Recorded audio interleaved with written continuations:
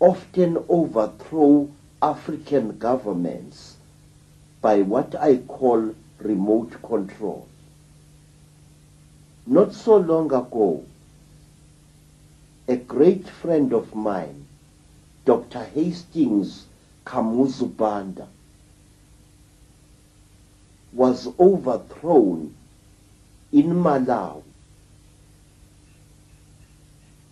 He was overthrown by mobs going on the rampage in nearly every city in his country.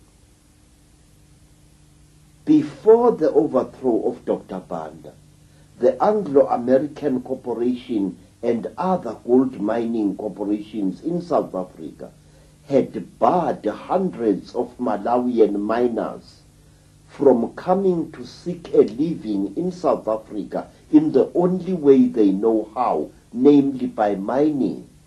Why? Because it was believed that many Malawian gold miners suffer from AIDS.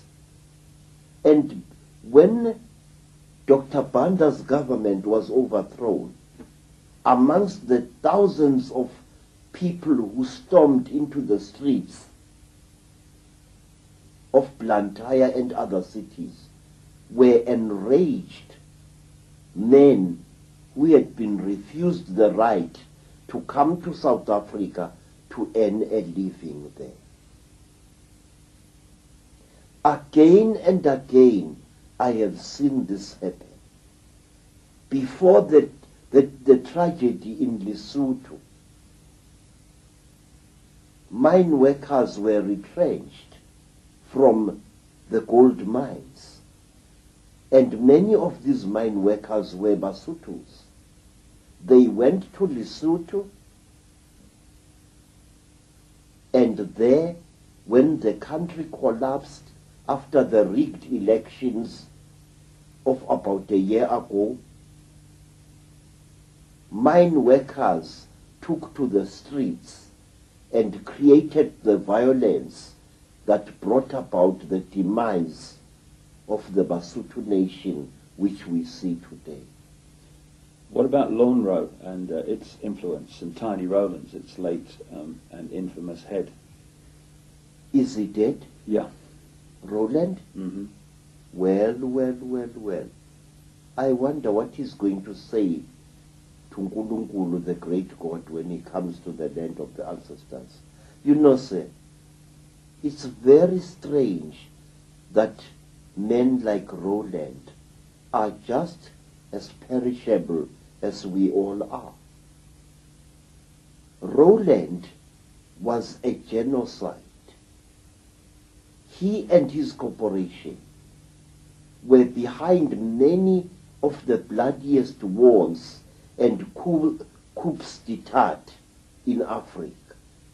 Wherever there was war, wherever there was the smuggling of heavy armaments, such as tanks and artillery pieces, there you heard the name Lonro. Tiny Rowland was a man whom I had heard about during the war, a man who openly sympathized with the Nazis. Tiny Rowland was a man who was directly behind the seizure of the country Rhodesia by Mr. Ian Smith, so-called UDI. He either facilitated it or he was directly responsible for it. Tiny Rowland was one white man whom thousands of black people hated throughout Southern Africa. Our people called him Ngwena or Ingwenya, which means the chewing crocodile. One reason why Rowland was so bitterly hated was because not far from the Victoria Falls, there is a small town called Wanki. That town was once a very, very sacred place to the Makaranga peoples. Wanki stands in what was once a huge forest,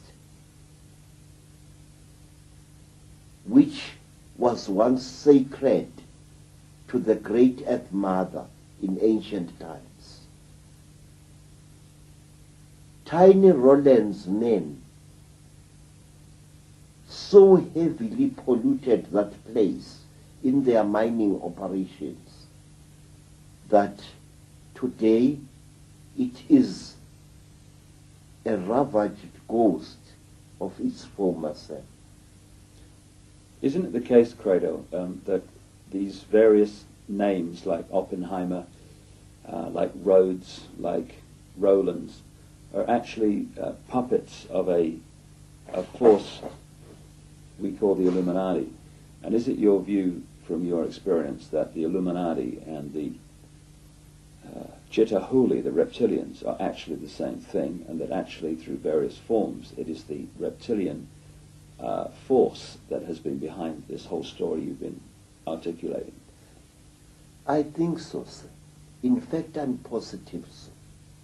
But what I cannot understand is why do rational, highly educated human beings allow themselves to become the instrument of the destruction of the only home that we have, we human beings, namely the earth upon which we live. Please, sir, are you going to tell me that men like Mr. Oppenheimer and all those who work under him don't have what are called environment impact studies, which give them a long-term view of what the ultimate results of their massive mining operations will be? Of course, they will have that done, but as we've discussed in another video, maybe destroying the environment is part of the agenda in terms of changing the planet from one which suits humans to one which suits the people that have been controlling humans. Yes, sir. But this seems to be a terrible war that we see in front of us. A war which is taking place relentlessly, cold-bloodedly, and whose effects upon all our lives and upon the planet are becoming more evident as we go into the millennium. When you follow these bloodlines, which have become the Illuminati, the reptilian bloodlines, through history to the present day, you can see very clearly that human sacrifice, blood rituals and so on have followed them all the way. I mean, the bloodlines, for some reason, are seriously into this stuff. Has that been your experience in terms of the secret societies and the reptilian bloodlines that you've experienced? Say, other than necrophagy, where a human corpse or part of a human corpse is eaten, I have never seen an actual human sacrifice. But I have taken part in rituals where part of a dead body is consumed. A dead body dug up from a grave. I must admit that. But in England and in America,